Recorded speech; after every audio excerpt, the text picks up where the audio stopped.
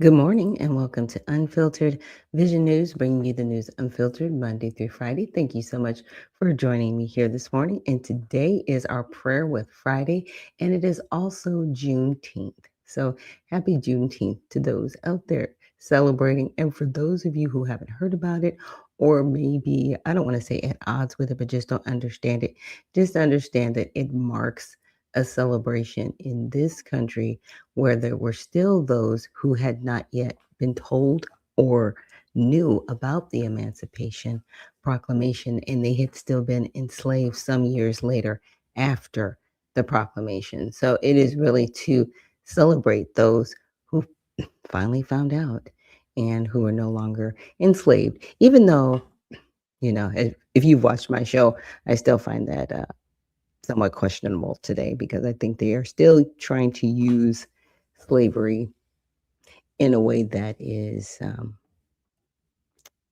it's against uh, people in this country, and I don't like it, and I see it, and I see it happening to people from all walks of life. It's not just the American Negro.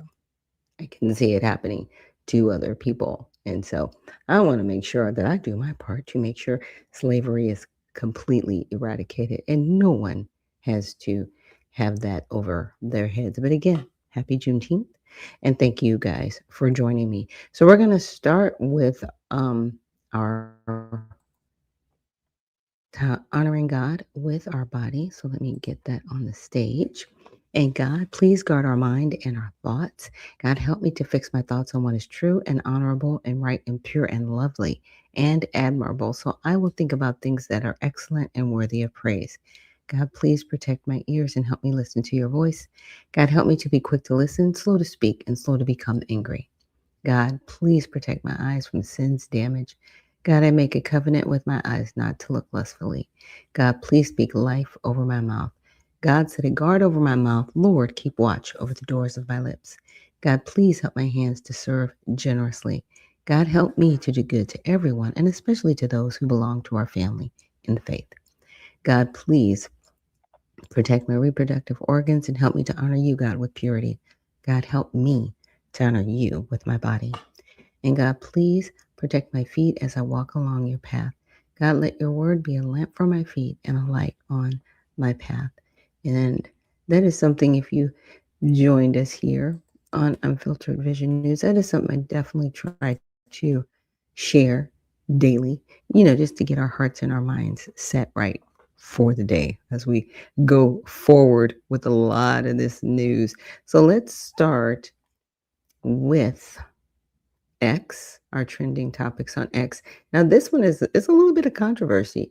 It says we are just simply telling Barack Obama, the foundation, the general contractor, and their Lakeside Alliance partners to pay these contractors so that they can go on with their lives.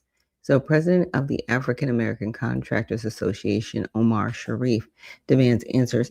And in short, what's happening is the endowment for Barack Obama. They raise this money so that he can have this library or center that he has. And Reagan has one, Bush has one, Clinton has one. A lot of presidents will do this, right? To be like a landmark, like, hey, this is what we accomplished during our term, right? So he does this. It's like 18 acres or something like that. I guess it's really pretty. The problem is these contractors, some of them put up their homes, some of them went into debt trying to build this, center, and they're not getting paid. Yeah, you heard me right. But let's listen to what Mr. Sharif has to share. President of African American Contractors Association, Omar Sharif, who has several subcontractors who, they own private companies that have approached him with unpaid invoices. Sir, I appreciate you taking the time. Having been in infrastructure construction myself, I understand the use of subcontractors, and not paying a bill can be devastating to one of these businesses. Well, thank you for having me, Carl. I really appreciate this, because a lot of our contractors are hurting from this ordeal that took place on the Obama Center. They was happy to be involved. Everybody was ecstatic. Some of my members was involved. They came to me 4 months ago and told me that they was having some difficulty. So I sat in the conference room. I asked them what difficulty was it. They clearly explained that they were dealing with cost overruns that they was forced to do, and they did not get financial covering for it. And so they asked me to speak about it. And so I asked them, do they mind me using their name? They told me that they had a non-disclosure agreement and they were afraid that they would get sued and they would lose everything. But here today, they still want to lose everything because they're not getting their money. Their loans are due. Someone put up their home. Some have lines of credit. Some have supply lines of credit, as well as some majority guys that would like to use them in the city of Chicago and the state of Illinois. They do not want to use them now because of the problem that they're having on this Obama Center. And we're just simply telling Barack Obama, the foundation, the general contractor, and their Lakeside Alliance partners to pay these contractors so that they can go on with their lives. Yeah, well, they also have, I believe, they have over a $400 million endowment just sitting there to ensure that they're not even using it. Yeah, well, exactly. They're not using it. And today, what's so interesting, they had all the celebrity, all the glitz and glamour, and they could have raised the money there and paid these guys and let them go about their business. What do they say to you when you approach these people? Like, dude, you guys got to pay your bills. Well, they claim that the contractor's been paid. So that means that somebody took the money or stashing the money, and they're not paying the subcontractors, which the project supposed to be geared around helping the economic development in our community. I've been doing this thing since 1989, and I never seen nothing like this happen in my entire life. Wow. I mean, that says something. I mean, obviously it's not Barack Obama you're dealing with, but there's somebody at the top of this food chain that's giving you guys the finger. Is there any mechanism that you've seen that might be able to work, put liens on this place or anything? Well, some have, there'll probably be some liens dashed out, but they was trying to give I think the center and the president respect enough to open up and to see what happened. But they're afraid that now that the center is open up, they're not going to get their money, probably a penny on the dollar or whatever, and they're not going to get their rightful cost of that project. But my thing is that pay them so that they can go on and save their company and chalk this one up as a loss. Yeah. Well, I mean, Omar, I appreciate you joining us. No matter what side of the political aisle you're on, you got to pay your contractors, sir. Appreciate it. Thank you and love you for it. Thank you. All right. Now, if anybody was wondering what George Bush was invited and maybe not President Trump, is because, you know, they are cousins. Okay. It was a family affair up there. I'm just saying they're related, the Bush family and the Barack Obama. So that's why he was there. All right. And now let's move on. I found this video. I found it fast. Prep it up. It says generation cycles of fatherlessness are being broken. This is what we need to celebrate this weekend in America. Fathers of freedom are rising up. So the moment your kids realize you've broken generational cycles. If your dad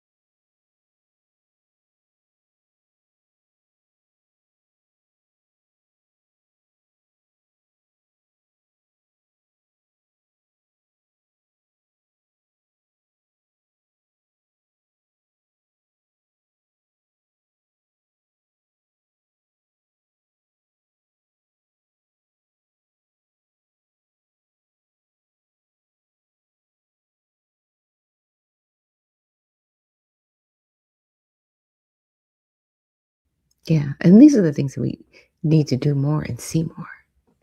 Because, see, the media would have you believe that, especially Black Americans, and I'm not talking about melanated humans, I'm talking about the American Negro, that we just don't care about our children. We don't care about our community. We don't care about this country. And that is just false. And we are going to continue to break those generational curses. Now, I want to move on to the National Desk, and it looks like they are, the DOJ is going to sue New York. So I hope I pull up the right video. Apologies if I don't. Think this is it. Let me see. Nope, it's this one. Okay. I'm Christine Frizzau in Washington, where the Justice Department is accusing the state of New York of making a backroom deal with a private company at the expense of millions of federal dollars. Vice President J.D. Vance accusing top health officials in the state of protecting a company that was breaking the rules in how Medicaid contracts are doled out and costing taxpayers millions. It's just the latest stop for the Trump administration's crackdown on fraud. The Justice Department blaming Governor Kathy Hochul's office for failing to take action to stop fraud in a home health care program used by more than 250,000 New Yorkers. In a lawsuit against the state of New York, the DOJ arguing the company Public Partnerships LLC was pre-selected through a sham bid process. PPL also accused of making false statements and misrepresentations about its staffing and financial readiness. Also of adding hundreds of millions of dollars of additional costs on the Medicaid program paid for by federal funds. You know what these fraudsters are doing? They are taking advantage of American generosity to enrich themselves. Vice President J.D. Vance, also President Trump's fraud czar, insisting the state's Medicaid and health directors are to blame. Center for Medicare and Medicaid Services Administrator Dr. Mehmet Oz has for months insisted home health aid programs are being abused. It's the #1 job, more than retail in some states, and you're employing hundreds of thousands of people. But if we're paying for the kinds of services your family would normally offer you, balancing your checking account, carrying the groceries upstairs, well, I mean, you're going to hire your child to do those things. I don't know if you actually need him to do those things. He's getting paid, and that money, therefore, can flow back to the family unit. That's not a smart way of running a social system. Critics raising concerns about how rapidly funds have been cut off around the country. The Washington Post reporting on legitimate small businesses that have been swept up, collateral damage as part of the crackdown. Public Partnerships LLC has already responded to the DOJ lawsuit, arguing it was chosen for its role through a transparent, competitive process. In a statement also saying it strongly disagrees with the complaint and will respond fully through the appropriate legal process. In Washington, I'm Christine Frizzau. Yeah, and it is going to be interesting to see what happens. And that was my concern that, there would be businesses that actually were doing the job, but they're going to get caught up just because of the fraud that's going on. And it's unfortunate. It's like the people that are doing bad are causing all of this. So it's like, okay, you got to straighten up your act. This is why it is always imperative to do what's right, especially when you're dealing with federal dollars. And a lot of people have just been getting away with stuff for a long time, and it's stopping. All right. So the next one I want to get to is about this LA.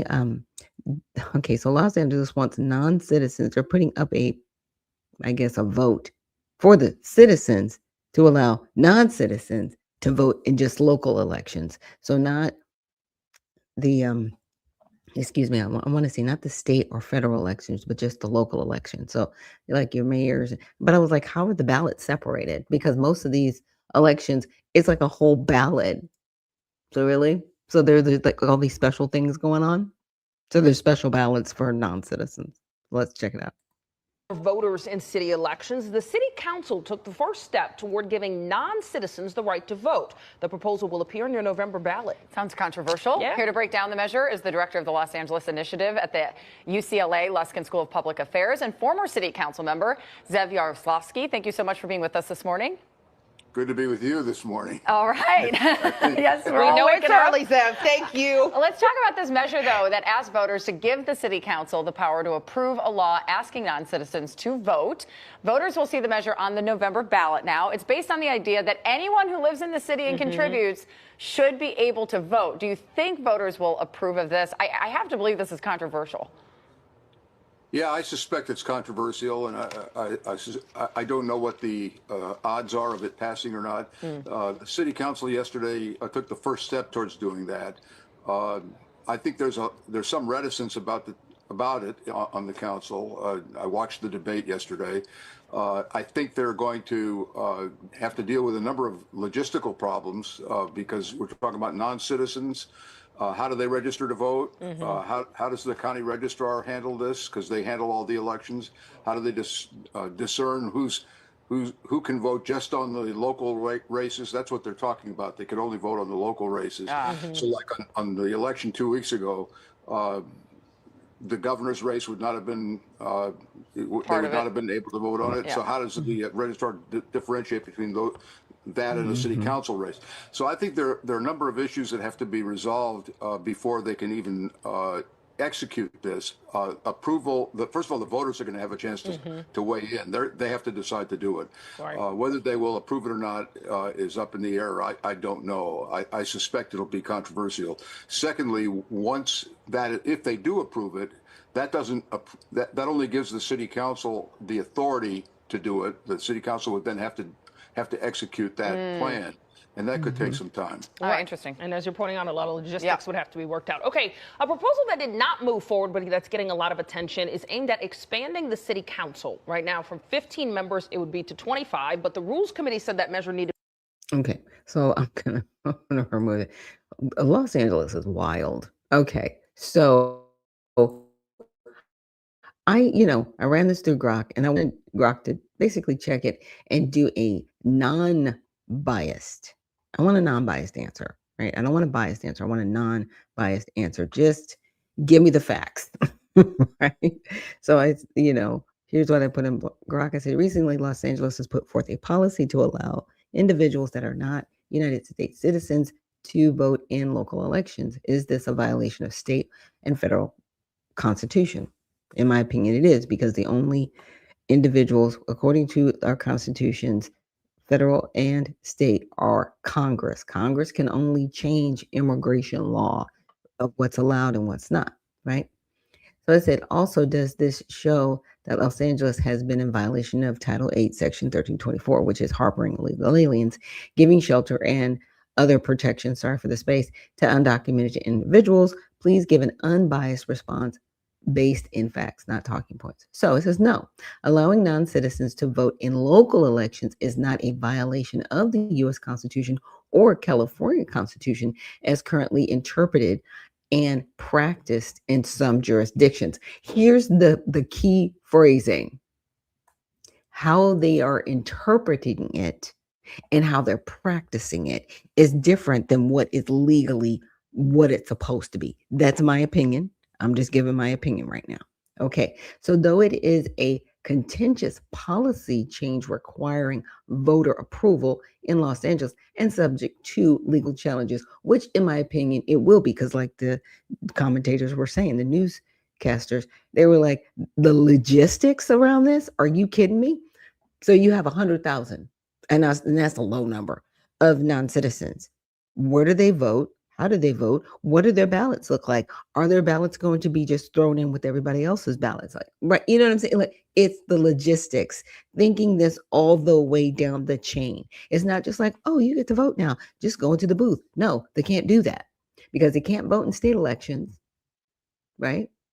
And if it's local, what does local mean? Does local just mean the city? Does local mean the county? Does local, you know what I mean? Like every single thing down the chain. People just don't think a lot of this stuff through. So anyway, I put this all in here. I can't get too much into a lot of the weeds of it, but this was interesting. It says the Constitution does not explicitly require U.S. citizenship for all voting. It sets qualifications for federal offices and leaves voter eligibility for most elections primarily to the states, which is true, right? So non-citizen voting in federal elections is prohibited by federal law, which is true. And the illegal immigration reform and Immigration Responsibility Act of 1996, because a lot of things changed, right? They couldn't just come over here. They had to work. They had to have a job. They couldn't just come and get on welfare like they've been doing recently, right? So what happened? Okay. Anyway, so states and localities have historically had flexibility for local elections. No blanket federal prohibition exists against non-citizen voting in purely local matters. So municipal school board races, provided it does not interfere with federal elections. Some municipalities in California, San Francisco for school board, Maryland, Vermont, and Washington, D.C. have implemented non-citizen voting for local races, often upheld or unchallenged in courts. Huh? Yeah. So this has all been going on. It's been going on in D.C. It just floors me sometimes, the information that I find. But what I was also asking, I said, it seems that policy is overriding actual immigration law. Okay, so there's that part. And then I wanted to give a list of localities where this is happening, and it did. And I read them for you. So California, Maryland, Vermont, and Washington, D.C. New York City's broader attempt was struck down by courts. These programs are limited to local races and often require residency and other qualifications. Okay, so ballot separation, we're getting into it. So I said, are Americans allowed to vote in other countries in their local elections? So can I just go to Honduras and vote? Guess what? No. It's a big bupkis, okay? They said no. Americans, U.S. citizens, are generally not allowed to vote in other countries' local elections simply because they are American, period. So what are we doing? But everybody can come over here and interfere in us? Really? Really? It's very telling of the people that are in office. And this is a call to get off the couch. Get off the couch and get to work. Because if you sit back and allow the nonsense, this is what you're going to get. Get off the couch. So voting rights in foreign countries are determined by that country's laws, usually based on residency. Wow, shocker. Citizenship status, oh my goodness, and specific treaties or reciprocity agreements. So why are people voting in our elections? I don't care if you're on a green card, visa. And what I hate is there was a video, and I didn't want to play like the whole video that I found, but apparently there was a video of a gentleman, and I guess he's on the city council, and he was like, oh yeah, people have lived here for decades, like 20, 30 years. They're not citizens of this country. They're non-citizens or legal residents. 20, 30 years. Well, they pay taxes here and they own homes. Did you hear me? They own homes here in this country. So they should be allowed to vote and have no, they shouldn't. What are we doing? Y'all, it's just bad outside. Okay. And all I'm saying is we need to really do better with our country. Now we're going to get into this really quick. So let me scroll back up. There have been some rulings by the Supreme Court. The one I really want to get into is the voting rights one. But the United States versus Himani, holding in a unanimous 9-0 decision, the court ruled that applying Title 18, Section 922G3, which prohibits unlawful users of controlled substances from possessing firearms, right, violates the Second Amendment.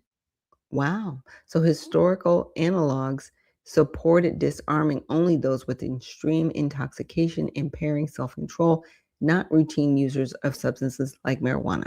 So narrows the federal ban's application to certain drug users, right? Distinguishing recreational, regular use from addiction or clear danger. Preserves the law for more extreme cases. This aligns with post-Buren in 2022 history and tradition test for gun regulations and comes amid varying state marijuana laws. Lower courts will apply this in similar challenges. So basically, if you get high, you can still have a gun. Okay, so in Louisiana versus Calices, now this is going to be the one that's very contentious. This is the one about the voting, right? So in a 6-3 decision, Alito, Thomas, and Gorsuch concurring, Kagan, Sotomayor, and Jackson dissenting.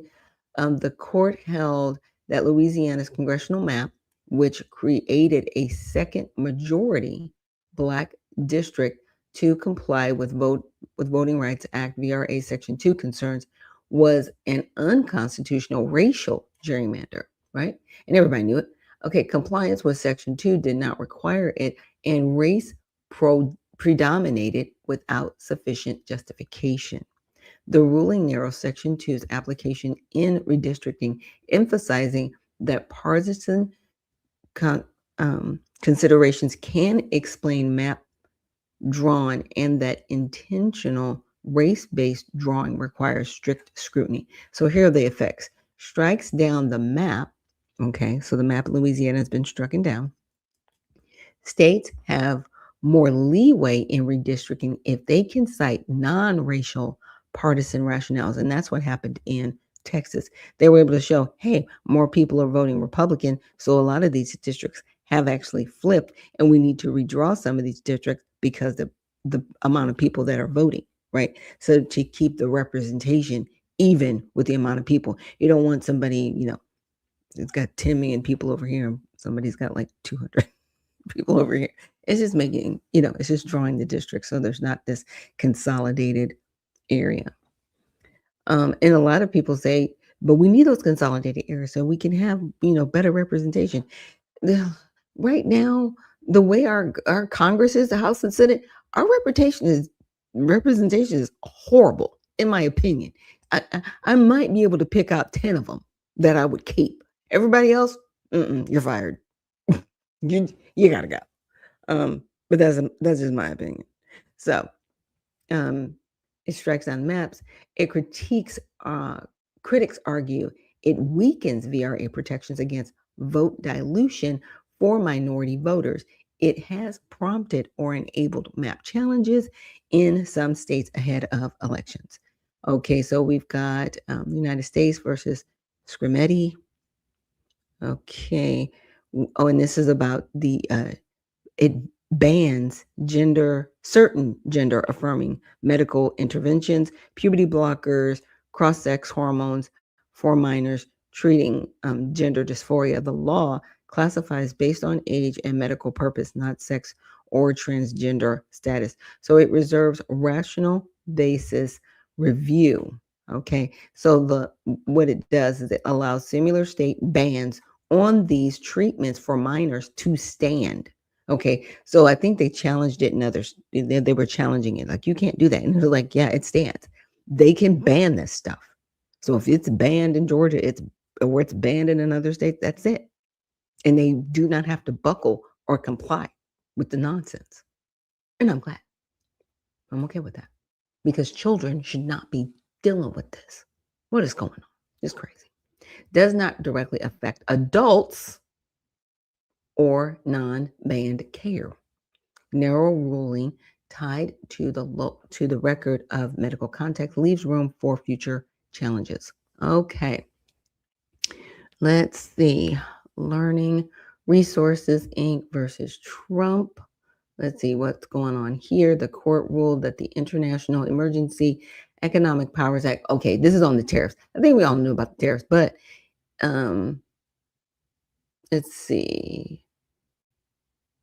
The effects. It invalidated or required termination of certain broad tariffs imposed under the IEEPA, prompted refunds, processes, and shifts in trade policy. Administration explored other authorities, reinforces limits on executive trade powers via emergency statutes and the major questions doctrine. Okay, so we're done. So yeah, all that money that was made, it's got to be paid back. It kind of stinks, but it is what it is. The economy is oh my goodness, we need to get a rein on this again. Okay, so the court has addressed topics like presidential removal powers. So they addressed that.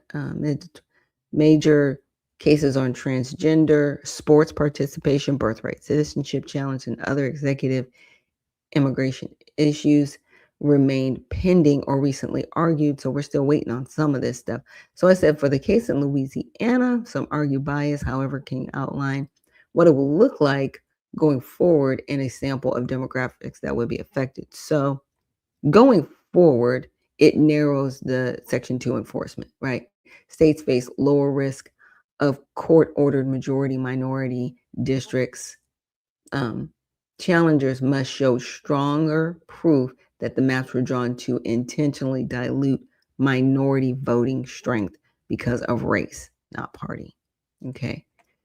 Increase state flexibility in redistricting so legislatures can more readily cite partisan, incumbent protection, or other non-racial rationalities.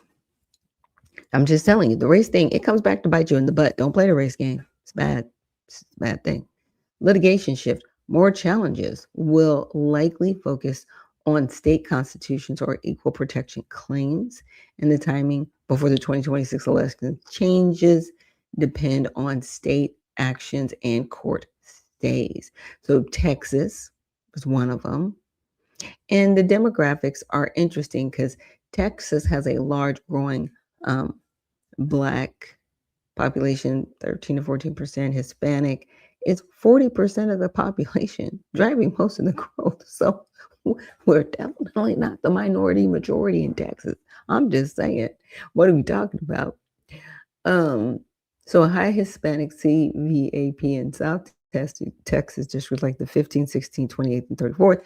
Black influence in Houston like the 18th and 9th, and those are the district numbers. Redistricting reportedly reduced effective minority opportunity seats in some areas by cracking communities, creating more Republican-leaning districts, even where minority populations are significant on paper. Critics noted this dilutes collective minority voting power, collective to population share.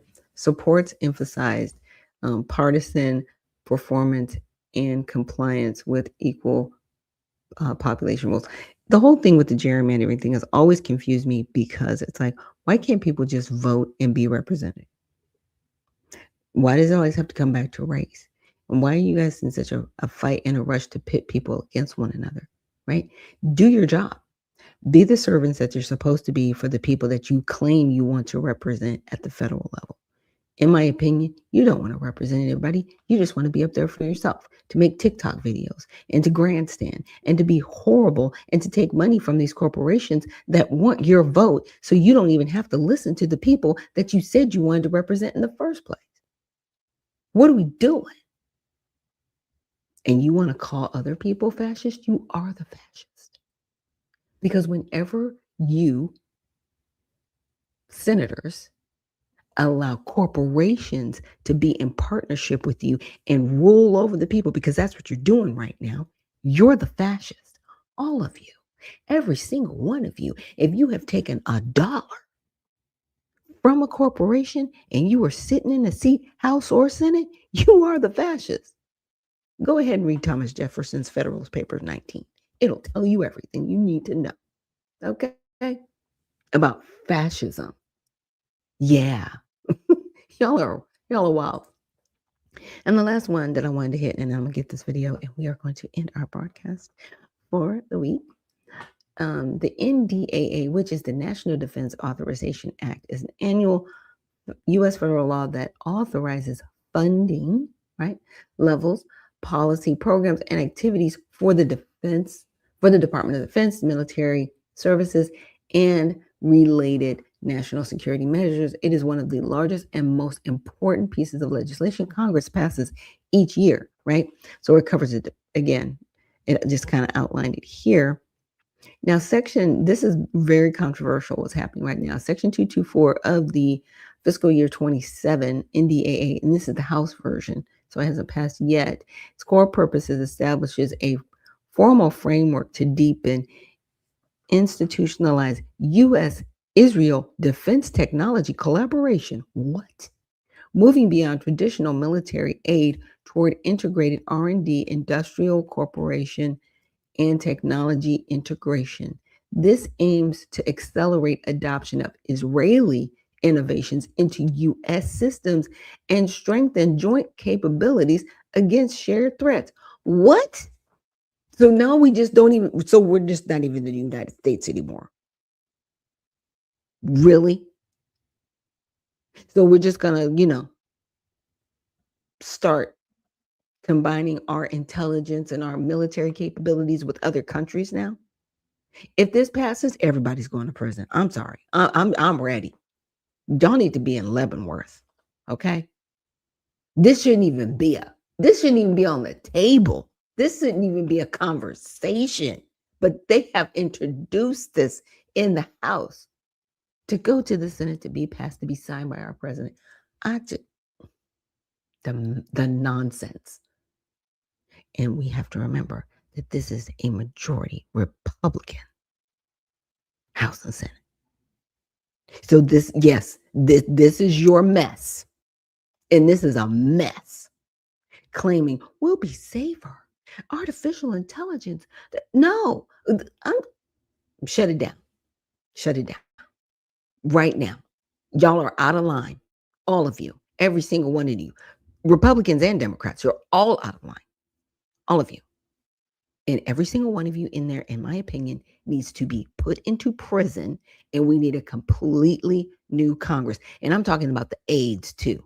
Oh, y'all are not off the hook. When I say everybody in the chambers, I mean everybody. I'm talking about the court reporters too. Everybody. All of y'all need to be in prison. Because if you were not against this, you are part of it. You haven't reported it. Clean sweep. Now, apparently, Ro Khanna and Thomas Massie, they argue it risks overly entangling U.S. and military industries. You think? But there's the supporters that view it as enhancing U.S. technological superiority, interoperability, and deterrence by leveraging Israel's innovation in key domains. No, we don't do that. We have allies. Okay, we have frenemies. Yeah, we have those type of relationships. We don't combine our intelligence with anybody. But maybe we have on the low. And now they're just trying to cover their tracks with this bill. That's what I think. That's just my opinion. But I will have these links for you guys so you can further get into the weeds of what I brought up. And now I want to get into our last video, and then we will get into our prayer for the weekend. Asked a Christian where God comes from, and I must say the answer was a mic drop moment. Watch this. I am confused. Being philosophically consistent and being a very honest person, I'm sure you can tell me where God came from. In addition, once you've told me where God comes from, please try to clarify how you can figure that a spiritual force can have an impact on a material universe to create it. All right, your question, where did God come from, assumes that you're thinking of the wrong, obviously it displays that you're thinking of the wrong God, because the God of the Bible is not affected by time, space, or matter. If he's affected by time, space, or matter, he's not God. Time, space, and matter is what we call a continuum. All of them have to come into existence at the same instant, because if there were matter but no space, where would you put it? If there were matter and space but no time, when would you put it?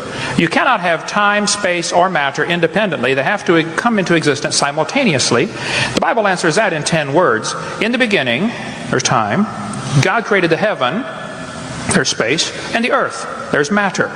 So you have time, space, matter, created a trinity of trinities there. Just, time is past, present, future. Space has length, width, height. Matter has solid, liquid, gas. You have a trinity of trinities created instantaneously, and the God who created them has to be outside of them. If he's limited by time, he's not God. The guy who created this computer is not in the computer. He's not running around in there changing the numbers on the screen, okay?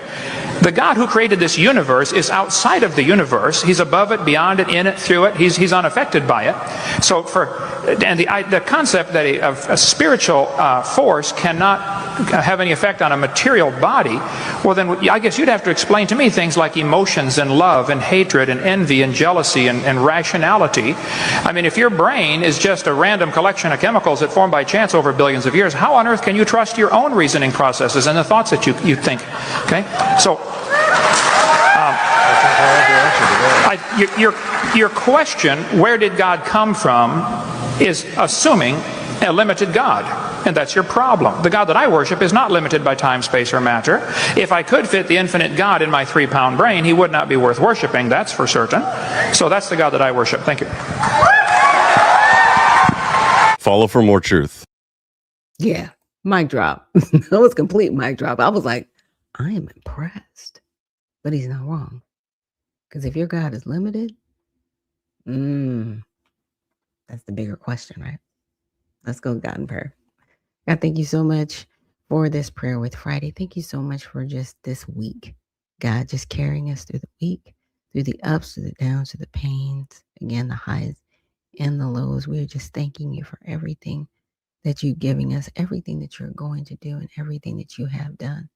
I pray for those out there that are struggling right now, that you help them through their struggles, that you are with them right now. Father, just be with everyone. There's so many emotions. There's so much going on in the country with the politics and everything. And I'm just praying for miracles everywhere. I am praying for you to right the wrongs. I am praying for you to put people in positions that really do care, Father. And I know things are going to get worse before they get better. But I pray that you continue to give us hope, not hope in each other, but hope in you, that you will continue to fix things, that you will continue to carry us, that you will continue to open the hearts of individuals who have been closed off to you, God, to really, truly wanting to worship and serve you, Father. We're so grateful. Please protect those that are out there traveling and as they go about their day, Father. And we are just, again, so grateful for everything that you have done for us. And it's in your Son, Jesus, Yeshua's name we pray. Amen. So guys, thank you so much for joining me here on Prayer with Friday with Unfiltered Vision News. We'll be back on Monday for Recap Monday. So remember, stay well, stay focused, and stay unfiltered. We'll see you in the next one. Oops, it didn't come up.